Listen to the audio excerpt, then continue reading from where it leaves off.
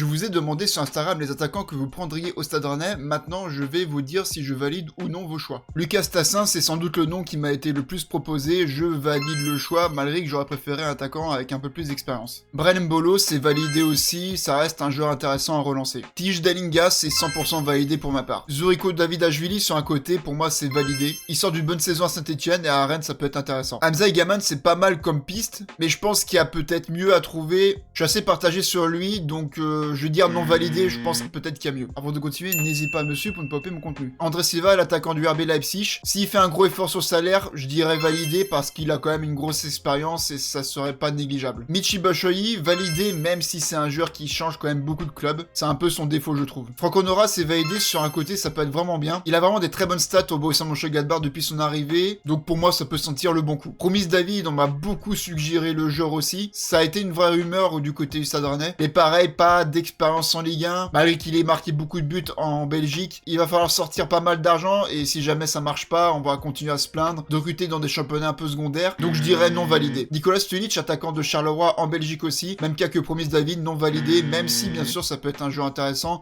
Je connais pas plus que ça. Mais le côté non-expérience de la Ligue 1, ça m'a un peu traumatisé par rapport au mercato de Massara l'année dernière. Simon Banza, c'est validé pour ma part. Lamine Cissé, ailier de Bastia, je connaissais pas, mais ça serait vraiment un bon coup. Il a vraiment des très bonnes stats en attaque. J'ai vu que c'était l'attaquant le plus complet niveau stats l'année dernière derrière Elie Junior Kroupi. En plus, il n'aurait pas une grosse valeur marchande, donc c'est validé pour ma part en rotation dans un premier temps. Abdallah Sima, c'est validé, mais seulement en prêt. Florence Otoka, ça aurait pu être intéressant il y a 1 an ou 2, mais là, il commence à être un peu vieux, donc je dirais non validé pour ma part. Emmanuel Arokodar, attaquant nigérian de Genk. C'est pareil que David Oustolic, c'est un serial buteur du côté du championnat belge, mais par contre il a une énorme valeur marchande, donc ça coûterait extrêmement cher, donc non validé pour ma part. Ludovic Ajorc, c'est clairement le genre de joueur qui peut être une valeur sûre en Ligue 1, qui coûte pas très cher, qui a une grosse expérience.